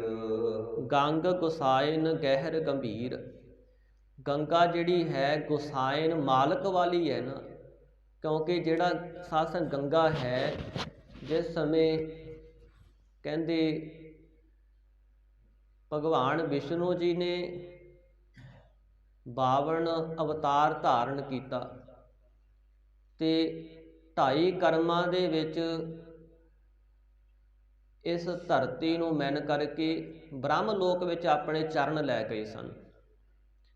ਤਾਂ ਉੱਥੇ ਦੇਵਤਿਆਂ ਨੇ ਇਹਨਾਂ ਦੇ ਚਰਨ ਪੂਜਨਾ ਕੀਤੇ, ਔਰ ਉਹ ਜਿਹੜਾ ਚਰਨਾਂ ਦੇ ਪੂਜਨ ਕਰਕੇ ਜਲ ਸੀ ਨਾ, ਉਹ ਸਾਂਭ ਕੇ ਰੱਖਿਆ। ਦੂਜੇ ਪਾਸੇ ਭਗੀਰਥ ਜੀ ਹੋਏ ਹਨ, ਜਿੱਥੇ ਸਤਿਗੁਰੂ ਮਹਾਰਾਜ ਨੇ ਬਚਨ ਕੀਤੇ ਨੇ ਕਿ ਭਗੀਰਥ ਜੀ ਨੇ ਗੰਗਾ ਜਿਹੜੀ ਸੀ ਉਹ ਮਾਤ ਲੋਕ ਵਿੱਚ ਲੈ ਕੇ ਆਂਦੀ ਸੀ, ਤੇ ਇਹ ਉਹ ਜਲ ਮੰਨਿਆ ਜਾਂਦਾ ਹੈ। ਤਾਂ ਇਸ ਸਮੇਂ ਸਾਧ ਸੰਗਤ ਜਿਹੜਾ ਗੰਗ ਗੁਸਾਇਨ, ਭਗਤ ਜੀ ਕਹਿੰਦੇ ਜਿਹੜੀ ਗੰਗਾ ਹੈ ਉਹ ਵੀ ਮਾਲਕ ਵਾਲੀ ਹੈ ਨਾ, ਕਿ ਪਰਮਾਤਮਾ ਉਸ ਦਾ ਮਾਲਕ ਹੈ। ਗਹਿਰ ਗੰਭੀਰ, ਜੋ ਵਾਹਿਗੁਰੂ ਗਹਿਰ ਹੈ, ਨਿਰਹਲ ਹੈ।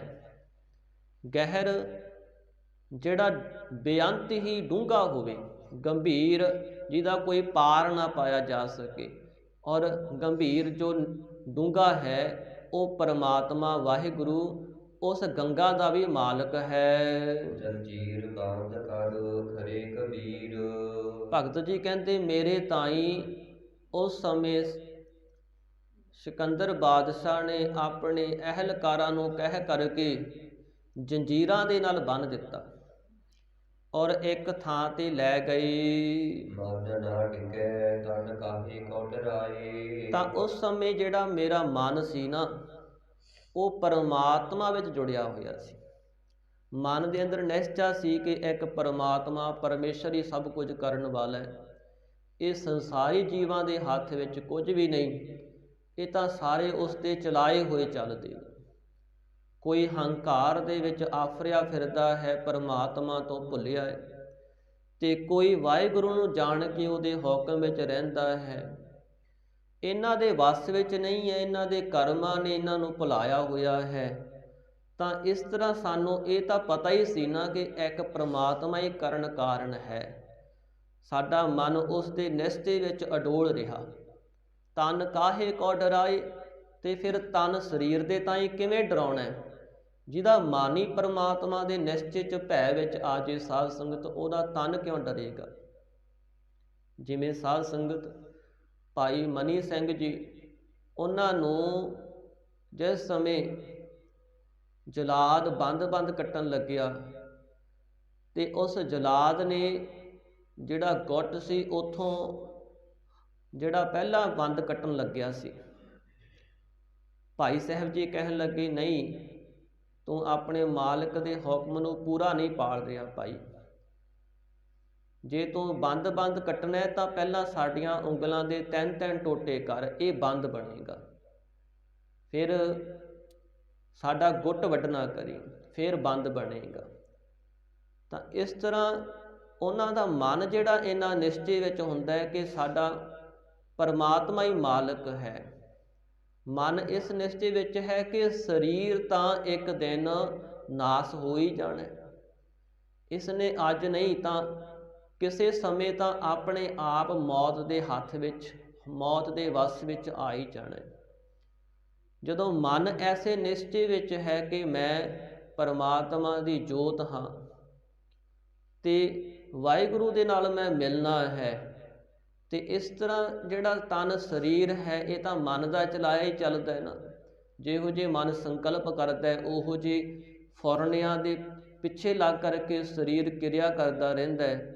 ਤਾਂ ਜਦੋਂ ਮਨ ਹੀ ਨਹੀਂ ਡਿੱਗ ਰਿਹਾ, ਭਗਤ ਜੀ ਕਹਿੰਦੇ ਮਨ ਪਰਮਾਤਮਾ ਦੀ ਰਜਾ ਵਿੱਚ, ਹੁਕਮ ਵਿੱਚ ਆ ਗਿਆ, ਭੈ ਵਿੱਚ ਆ ਗਿਆ, ਤੇ ਤਨ ਸਰੀਰ ਨੂੰ ਫਿਰ ਕਾਹਦੇ ਵਾਸਤੇ ਡਰਾਉਣਾ ਸੀ?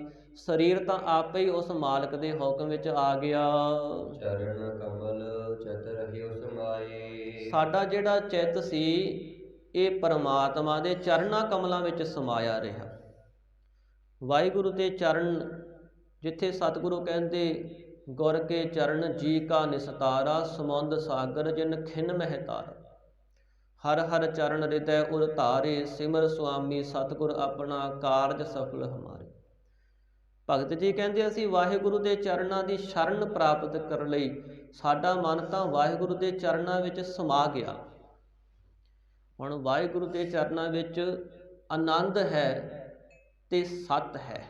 ਜਿਹਦਾ ਮਨ ਸਾਧ ਸੰਗਤ, ਜਿਹਦਾ ਚਿੱਤ ਸੰਸਾਰ ਵਿੱਚ ਸਮਾਇਆ ਹੋਇਆ ਹੈ, ਉਹਨੂੰ ਸੰਸਾਰ ਪ੍ਰਭਾਵਿਤ ਕਰਦਾ ਹੈ। ਜੇ ਸਾਡਾ ਮਨ ਮਾਇਆ ਵਿੱਚ ਲੱਗਿਆ ਹੋਇਆ ਹੈ ਤੇ ਮਾਇਆ ਆਉਂਦੀ ਹੈ, ਗੱਫੇ ਆਉਂਦੇ ਨੇ ਤਾਂ ਖੁਸ਼ ਹੁੰਦਾ ਹੈ ਭਾਈ। ਜੇ ਮਾਇਆ ਚੱਲੀ ਜਾਵੇ ਤਾਂ ਫਿਰ ਦੁਖੀ ਹੁੰਦਾ ਹੈ। ਜਬ ਕਛ ਪਾਵੇ ਤਬ ਗਰਬ ਕਰਤ ਹੈ, ਮਾਇਆ ਗਈ ਤਬ ਰੋਵਣ ਲੱਗਦਾ ਹੈ। ਕਿਉਂਕਿ ਮਨ ਉੱਥੇ ਲੱਗਿਆ ਹੋਇਆ, ਚਿੱਤ ਉੱਥੇ ਲੱਗਿਆ ਹੋਇਆ, ਸਮਾਇਆ ਹੋਇਆ ਹੈ ਚਿੱਤ। ਪਰ ਜਦੋਂ ਭਗਤਾਂ ਦਾ ਚਿੱਤ ਪਰਮਾਤਮਾ ਵਿੱਚ ਸਮਾ ਜਾਂਦਾ ਹੈ ਤੇ ਉਹਨਾਂ ਨੂੰ ਹੋਰ ਪਰਵਾਹ ਹੀ ਨਹੀਂ ਰਹਿੰਦੀ। ਇਸ ਤਰ੍ਹਾਂ ਭਗਤ ਜੀ ਕਹਿੰਦੇ ਅਸੀਂ ਵਾਹਿਗੁਰੂ ਦੇ ਵਿੱਚ ਸਮਾ ਗਏ, ਸਾਡਾ ਚਿੱਤ ਵਾਹਿਗੁਰੂ ਦੀ ਯਾਦ ਵਿੱਚ। ਚਿੱਤ ਦਾ ਕੰਮ ਕੀ ਹੁੰਦਾ ਹੈ? ਯਾਦ ਕਰਨਾ।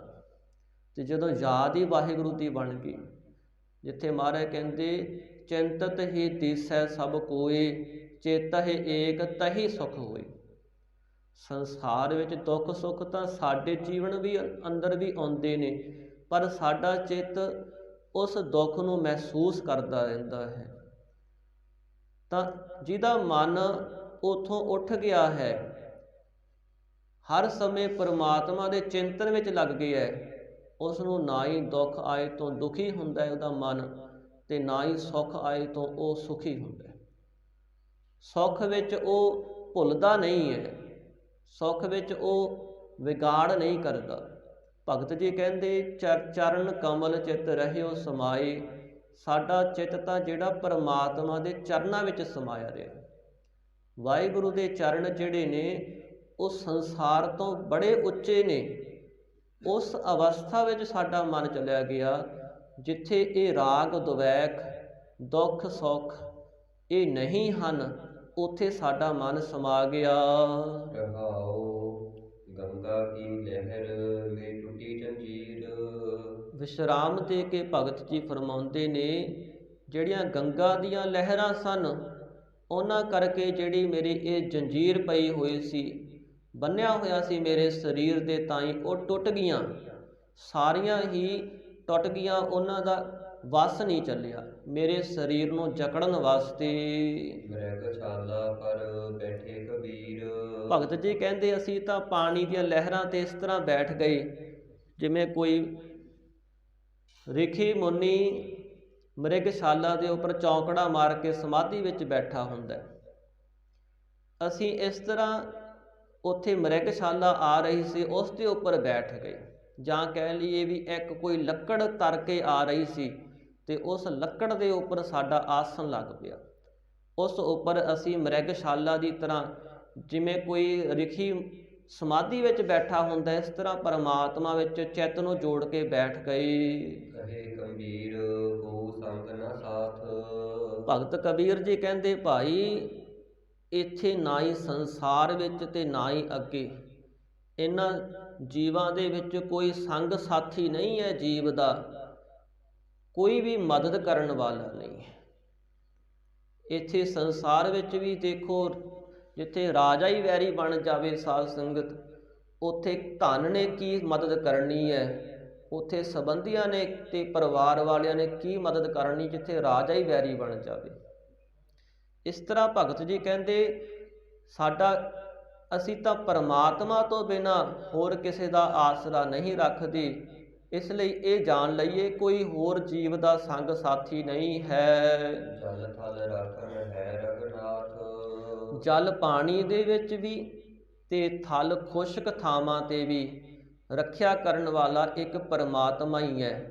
ਰਘੁਨਾਥ, ਜੋ ਰਘ ਨਾਮ ਹੈ, ਜਿਹੜੇ ਰਘੂਆਂ ਦੀ ਕੁਲ, ਉਸ ਦੇ ਮਾਲਕ ਰਾਮ ਪਰਮੇਸ਼ਰ ਵਾਹਿਗੁਰੂ, ਜੋ ਅਕਾਲ ਪੁਰਖ ਹੈ, ਉਹੀ ਸਾਰਿਆਂ ਦਾ ਰੱਖਣ ਵਾਲਾ ਹੈ। ਜਿੱਥੇ ਮਹਾਰਾਜ ਬਚਨ ਕਰਦੇ ਨੇ, ਰੱਖੇ ਰੱਖਣ ਹਾਰ ਆਪ ਉਬਾਰਿਅਨ, ਗੁਰ ਕੀ ਪੈਰੀ ਪਾਏ ਕਾਜ ਸਵਾਰਿਅਨ, ਹੋਆ ਆਪ ਦਇਆਲ ਮਨ ਹੋ ਨਾ ਵਿਸਾਰੇ। ਜੇ ਭਾਈ ਤੂੰ ਆਪਣੀ ਰਾਖੀ ਚਾਹੁੰਦਾ ਹੈ ਤਾਂ ਉਸ ਮਾਲਕ ਨੂੰ ਸਿਮਰ। ਜਦੋਂ ਤੂੰ ਉਸ ਨੂੰ ਸਿਮਰੇਗਾ, ਤੇਰਾ ਚਿੱਤ ਉਹਦੇ ਚਰਨਾਂ ਵਿੱਚ ਸਮਾ ਜਾਵੇਗਾ, ਤਾਂ ਤੇਰੀ ਉਹ ਰਾਖੀ ਕਰੇਗਾ। ਇਸ ਸ਼ਬਦ ਅੰਦਰ ਸਾਧ ਸੰਗਤ ਭਗਤ ਜੀ ਨੇ ਸਾਨੂੰ ਕਿੰਨਾ ਨਿਸ਼ਚਾ ਬਖਸ਼ਿਆ। ਭਗਤ ਜੀ ਦੇ ਜੀਵਨ ਵਿੱਚ ਕਿੰਨੀਆਂ ਐਸੀਆਂ ਘਟਨਾ ਵਾਪਰੀਆਂ। ਦੇਖੋ, ਭਗਤ ਕਬੀਰ ਜੀ ਕਿਸੇ ਦੇ ਵੈਰੀ ਥੋੜ੍ਹੀ ਸਨ, ਔਰ ਨਾ ਹੀ ਕਿਸੇ ਨੂੰ ਉਹ ਮਾੜਾ ਕਹਿੰਦੇ ਸਨ। ਇੱਕ ਸੱਚ ਦੀ ਗੱਲ ਕਰਨੀ, ਸੱਚ ਦੇ ਰਸਤੇ ਤੁਰਨਾ ਹੀ ਜਿਹੜੇ ਦੁਨਿਆਵੀ ਲੋਕ ਸਨ ਉਹਨਾਂ ਨੂੰ ਚੰਗਾ ਨਹੀਂ ਸੀ ਲੱਗਦਾ, ਤੇ ਭਗਤ ਜੀ ਨੂੰ ਮਾਰਨ ਦੀਆਂ ਵੀ ਬੜੀਆਂ ਕੋਸ਼ਿਸ਼ਾਂ ਕੀਤੀਆਂ ਜਾਂਦੀਆਂ ਸਨ। ਔਰ ਇਸ ਤਰ੍ਹਾਂ ਰਾਜੇ ਨੂੰ ਭਗਤ ਜੀ ਦੇ ਸ਼ਿਕਾਇਤ ਲਾ ਕਰਕੇ ਮਾਰਨ ਦੀ ਕੋਸ਼ਿਸ਼ ਕੀਤੀ ਉਹਨਾਂ ਬ੍ਰਾਹਮਣਾਂ ਨੇ, ਪਰ ਭਗਤ ਜੀ ਨੇ ਦੱਸਿਆ ਕਿ ਸਾਨੂੰ ਤਾਂ ਪਰਮਾਤਮਾ ਦਾ ਹੀ ਆਸਰਾ ਹੈ, ਔਰ ਭਾਈ ਤੁਸੀਂ ਵੀ ਪਰਮਾਤਮਾ ਵਾਹਿਗੁਰੂ ਦਾ ਆਸਰਾ ਲਓ। ਉਹ ਮਾਲਕ ਇੱਥੇ ਸੰਸਾਰ ਵਿੱਚ ਵੀ ਜੀਵ ਦੀ ਪ੍ਰਤਪਾਲਨਾ ਕਰਦਾ ਹੈ, ਰੱਖਿਆ ਕਰਦਾ ਹੈ, ਸੰਸਾਰ ਵਿੱਚ ਤੇ ਅੱਗੇ ਪਰਲੋਕ ਵਿੱਚ ਵੀ। ਤਿੱਥੈ ਤੂੰ ਸਮਰੱਥ ਜਿੱਥੈ ਕੋਇ ਨਾਹੀ, ਉਥੈ ਤੇਰੀ ਰੱਖ ਅਗਣੀ ਉਦਰ ਮਾਹੇ। ਸੁਣ ਕੇ ਜਮ ਕੇ ਦੂਤ ਨਾਏ ਤੇਰੇ ਛੱਡ ਜਾਹੇ। ਹੇ ਪ੍ਰਭੂ ਪਰਮਾਤਮਾ, ਉੱਥੇ ਤੂੰ ਜੀਵਾਂ ਦੀ ਰੱਖਿਆ ਕਰਨ ਦੇ ਸਮਰੱਥ ਹੈ ਜਿੱਥੇ ਕੋਈ ਵੀ ਨਹੀਂ। ਮਾਤਾ ਦੇ ਗਰਭ ਦੇ ਵਿੱਚ ਮਾਂ ਵੀ ਆਪਣੇ ਬੱਚੇ ਨੂੰ ਬਚਾ ਨਹੀਂ ਸਕਦੀ, ਉਹਦੇ ਦੁੱਖ ਸੁੱਖ ਨੂੰ ਸੁਣ ਨਹੀਂ ਸਕਦੀ, ਪਰ ਪਰਮਾਤਮਾ ਪਰਮੇਸ਼ਰ ਵਾਹਿਗੁਰੂ ਉੱਥੋਂ ਦੀ ਵੀ ਸਾਰ ਲੈਂਦਾ ਹੈ। ਮਾਤਾ ਕੇ ਉਦਰ ਮਹੇ ਪ੍ਰਤਪਾਲ ਕਰੇ, ਸੋ ਕਿਉ ਮਨੋ ਵਿਸਾਰੀਐ, ਮਨੋ ਕਿਉ ਵਿਸਾਰੀਐ ਏਵੜ ਦਾਤਾ, ਜੇ ਅਗਨ ਮਹਿ ਆਹਾਰ ਪਹੁੰਚਾਵੇ। ਔਰ ਗੁਰੂ ਪਾਤਸ਼ਾਹ ਸਾਨੂੰ ਸਮਝਾਉਂਦੇ ਨੇ ਕਿ ਇਹ ਬੰਦਿਆ, ਤੂੰ ਉਸ ਪਰਮਾਤਮਾ ਨੂੰ ਭੁਲਾ ਨਾ ਜਿਹਨੇ ਤੇਰੀ ਮਾਤਾ ਦੇ ਗਰਭ ਵਿੱਚ ਵੀ ਪ੍ਰਤਪਾਲਨਾ ਕੀਤੀ ਹੈ। ਇੱਥੇ ਸੰਸਾਰ ਵਿੱਚ ਵੀ ਉਹੀ ਰੱਖਿਆ ਕਰਨ ਵਾਲਾ ਹੈ ਜੈਸੀ ਅਗਨ ਉਦਰ ਮਹਿ ਤੈਸੀ ਬਾਹਰ ਮਾਇਆ, ਮਾਇਆ ਅਗਨ ਸਭ ਇੱਕੋ ਜਿਹੀ ਕਰਤੈ ਖੇਲ ਰਚਾਇਆ।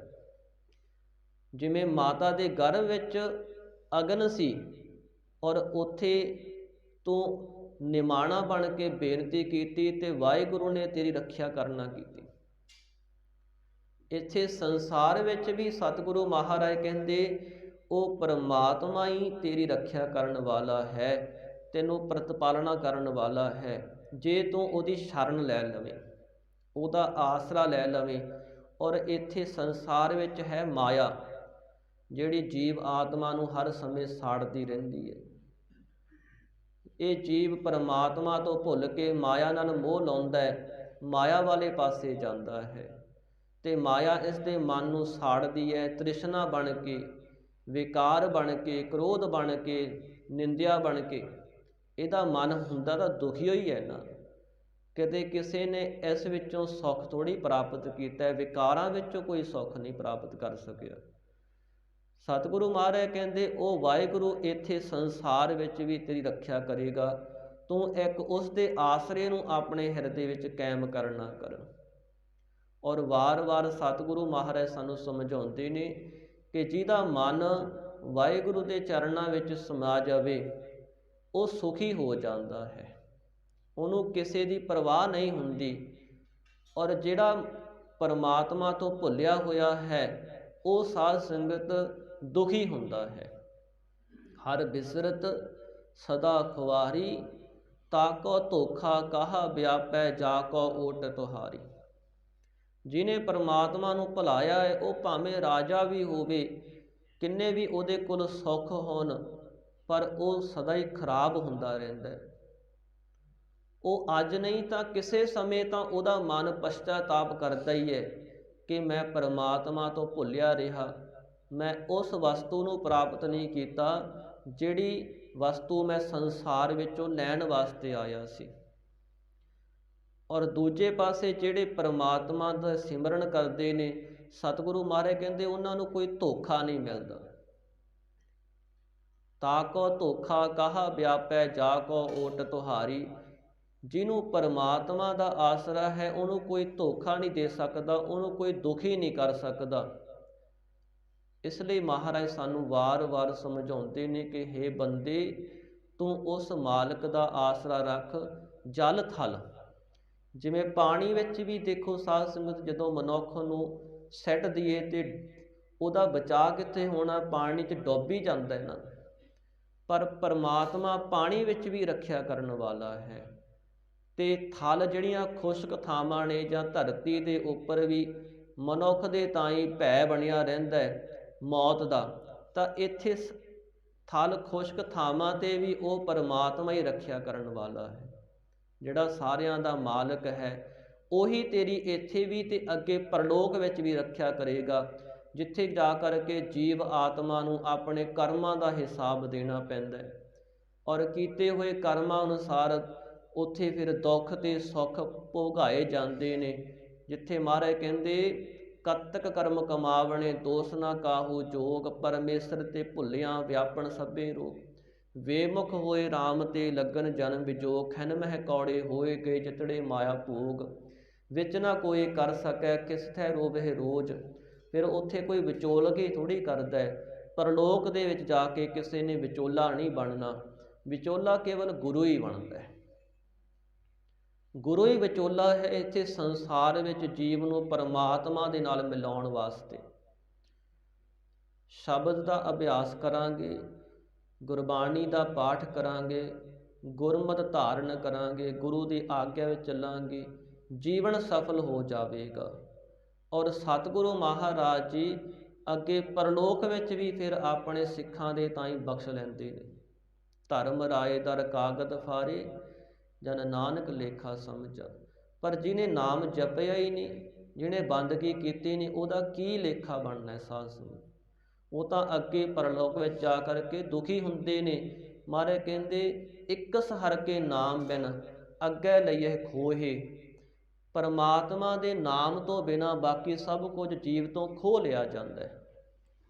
ਜਿੰਨੇ ਵੀ ਇਹਨੇ ਪੁੰਨ ਕੀਤੇ ਹੁੰਦੇ ਨੇ ਨਾ, ਰਸਤੇ ਦੇ ਵਿੱਚ ਜਾਂਦਾ ਹੈ ਉੱਥੇ ਇਹਦੇ ਧਰਮ ਕਰਮ ਉਹ ਸਾਰੇ ਹੀ ਜਮ ਲੁੱਟ ਲੈਂਦੇ। ਧਰਮ ਕਰਮ ਪਾਖੰਡ ਜੋ ਤਿਸਹਿ ਤਿਨ ਜਮ ਜਾਗਾਤੀ ਡੂਟੈ, ਰਸਤੇ ਵਿੱਚ ਹੀ ਲੁੱਟ ਲਏ ਜਾਂਦੇ। ਔਰ ਜਿਹਨੇ ਵਾਹਿਗੁਰੂ ਦਾ ਨਾਮ ਜਪਿਆ ਹੈ ਉਹ ਨਾਮ ਜਿਹੜਾ ਲੁੱਟਿਆ ਨਹੀਂ ਜਾਂਦਾ। ਨਾਮ ਮਨ ਦੇ ਨਾਲ ਸਹਾਇਤਾ ਕਰਦਾ ਹੈ ਸੰਗੀ ਬਣ ਕਰਕੇ। ਪਰਮਾਤਮਾ ਦਾ ਨਾਮ ਇੱਥੇ ਜੀਵ ਦੀ ਸਹਾਇਤਾ ਕਰਦਾ ਹੈ, ਸੰਸਾਰ ਅੰਦਰ ਵੀ ਨਾਮ ਜਪਾਂਗੇ ਤਾਂ ਜਿਹੜਾ ਮਨ ਉਲਟੇ ਰਸਤੇ ਤੇ ਜਾਂਦਾ ਹੈ। ਜੇ ਨਾਮ ਦਾ ਆਸਰਾ ਹੋਵੇਗਾ, ਗੁਰੂ ਦਾ ਆਸਰਾ ਹੋਵੇਗਾ ਜੀਵਨ ਅੰਦਰ, ਤਾਂ ਜਿਹੜਾ ਮਨ ਵਿਕਾਰਾਂ ਵਿੱਚ ਲੱਗਦਾ ਹੈ ਉਹਨੂੰ ਅੰਦਰੋਂ ਹੀ ਸਤਿਗੁਰੂ ਸਮਝਾਉਂਦੇ ਰਹਿੰਦੇ ਨੇ। ਉਹਦੇ ਮਨ ਨੂੰ ਚੋਟ ਵੱਜਦੀ ਹੈ। ਜੇ ਉਹਦਾ ਮਨ ਵਿਕਾਰੀ ਵੀ ਹੋ ਜਾਵੇ ਤਾਂ ਵੀ ਉਹਨੂੰ ਅੰਦਰੋਂ ਚੋਟ ਵੱਜਦੀ ਹੈ। ਤਾਂ ਇੱਕ ਸਮੇਂ ਉਹਦਾ ਭੁੱਲਿਆ ਹੋਇਆ ਮਨ ਜ਼ਰੂਰ ਸਮਝ ਜਾਂਦਾ ਹੈ। ਇਸ ਲਈ ਸਤਿਗੁਰੂ ਕਹਿੰਦੇ, ਭਾਈ ਇੱਕ ਪਰਮਾਤਮਾ ਤੋਂ ਬਿਨਾਂ ਤੇਰੀ ਰੱਖਿਆ ਕਰਨ ਵਾਲਾ ਕੋਈ ਵੀ ਨਹੀਂ ਹੈ। ਉਸ ਨੂੰ ਆਪਣਾ ਮਾਲਕ ਬਣਾ, ਉਹ ਇੱਥੇ ਸੰਸਾਰ ਵਿੱਚ ਵੀ ਤੇ ਅੱਗੇ ਪਰਲੋਕ ਵਿੱਚ ਵੀ ਤੇਰੀ ਰੱਖਿਆ ਕਰੇਗਾ। ਇੱਥੇ ਸੰਸਾਰ ਵਿੱਚ ਤੈਨੂੰ ਵਿਕਾਰਾਂ ਤੋਂ ਬਚਾਵੇਗਾ, ਅੱਗੇ ਪਰਲੋਕ ਦੇ ਵਿੱਚ ਤੈਨੂੰ ਡੋਲਣ ਤੋਂ ਬਚਾਵੇਗਾ, ਤੈਨੂੰ ਨਰਕਾਂ ਵਿੱਚ ਟੇਢੀਆਂ ਜੂਨਾਂ ਵਿੱਚ ਪੈਣ ਤੋਂ ਬਚਾਵੇਗਾ। ਇਹ ਉਸ ਦੀ ਮਹਾਨ ਵਡਿਆਈ ਹੈ। ਜਿਸ ਨੇ ਵਾਹਿਗੁਰੂ ਪਰਮਾਤਮਾ ਦੇ ਚਰਨਾਂ ਦੀ ਸ਼ਰਨ ਪ੍ਰਾਪਤ ਕੀਤੀ ਉਹਨੂੰ ਸਾਰੇ ਹੀ ਸੁੱਖ ਲੱਭ ਜਾਂਦੇ ਨੇ। ਭਗਤ ਕਬੀਰ ਜੀ ਨੇ ਆਪਣਾ ਇੱਥੇ ਨਿਸ਼ਚਾ ਦੱਸਿਆ ਹੈ ਕਿ ਸਾਡੇ ਅੰਦਰ ਉਸ ਮਾਲਕ ਦਾ ਨਿਸ਼ਚਾ ਸੀ। ਸਮੇਂ ਸਮੇਂ 'ਤੇ ਪਰਮਾਤਮਾ ਆਪਣੇ ਭਗਤਾਂ ਦੀ ਮਦਦ ਕਰਦਾ ਹੈ। ਭਗਤ ਕਬੀਰ ਜੀ ਦੀ ਕਿੰਨੀ ਮਦਦ ਕੀਤੀ ਵਾਹਿਗੁਰੂ ਪਰਮਾਤਮਾ ਨੇ।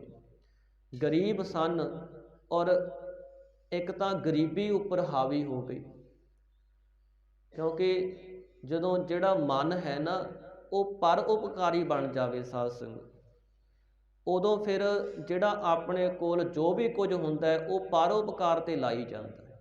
ਭਗਤ ਕਬੀਰ ਜੀ ਥੋੜ੍ਹੀ ਜਿਹੀ ਮਾਇਆ ਕਮਾਇਆ ਕਰਨ, ਆਏ ਗਏ ਮਹਾਤਮਾ ਮਹਾਂਪੁਰਖਾਂ ਦੀ ਸੇਵਾ ਵਿੱਚ ਲਾ ਦੇਣੀ। ਘਰ ਦੇ ਵਿੱਚ ਫਿਰ ਵੀ ਉਸੇ ਤਰ੍ਹਾਂ ਗਰੀਬੀ ਬਣੀ ਰਹਿਣੀ। ਔਰ ਜੇ ਮਾਇਆ ਕਿਸੇ ਪਾਸੋਂ ਆਉਣੀ ਤਾਂ ਉਹ ਭਲੇ ਕਰਮਾਂ 'ਤੇ ਲਾ ਦੇਣੀ। ਦੂਜੇ ਪਾਸੇ ਜਿਹੜੇ ਸਮੇਂ ਦੇ ਉਹ ਮਲਾਣੇ ਕਾਜੀ ਸਨ, ਬ੍ਰਾਹਮਣ ਸਨ, ਉਹ ਵੀ ਵੈਰੀ ਬਣੇ ਹੋਏ ਸਨ। ਪਰ ਭਗਤ ਜੀ ਕਹਿੰਦੇ, ਮੇਰੀ ਹਰ ਥਾਂ 'ਤੇ ਹਰ ਸਮੇਂ ਵਾਹਿਗੁਰੂ ਨੇ ਰੱਖਿਆ ਕਰਨਾ ਕੀਤੀ। ਜੇ ਤੁਸੀਂ ਵੀ ਪਰਮਾਤਮਾ ਦੀ ਬੰਦਗੀ ਕਰੋਗੇ, ਵਾਹਿਗੁਰੂ ਪਰਮਾਤਮਾ ਤੁਹਾਡੀ ਵੀ ਮਦਦ ਕਰੇਗਾ। ਇਹ ਸਾਨੂੰ ਭਗਤ ਜੀ ਨੇ ਨਿਸ਼ਚਾ ਬਖਸ਼ਿਆ ਹੈ। ਸਤਿਗੁਰੂ ਜੀ ਸਾਰਿਆਂ 'ਤੇ ਕਿਰਪਾ ਰਹਿਮਤ ਕਰਨ, ਗੁਰਬਾਣੀ ਵਾਲਾ ਗੁਰਸਿੱਖੀ ਵਾਲਾ ਸਾਨੂੰ ਜੀਵਨ ਬਖਸ਼ਣ, ਨਾਮ ਦਾ ਆਸਰਾ ਬਖਸ਼ਣ, ਵਿਕਾਰਾਂ ਤੋਂ ਛੁਡਾਉਣ, ਸੇਵਾ ਸਿਮਰਤ ਭਗਤੀ ਵਿੱਚ ਲਾ ਕੇ ਸਾਡਾ ਜੀਵਨ ਸਫਲ ਕਰਾਉਣ। ਇੱਥੇ ਸਮਾਪਤੀ ਹੈ। ਹੋਈਆਂ ਭੁੱਲਾਂ ਚੁੱਕਾਂ ਦੀ ਗੁਰੂ ਰੂਪ ਖਾਲਸਾ ਸਾਧ ਸੰਗਤ ਮਾਫੀ ਬਖਸ਼ ਦੇਣੀ, ਅੱਗੇ ਵਾਸਤੇ ਸਮਤ ਬਖਸ਼ਣੀ ਜੀ। ਕਹੇ ਗੰਭੀਰ ਕੋ ਸੰਗ ਨ ਸਾਥ,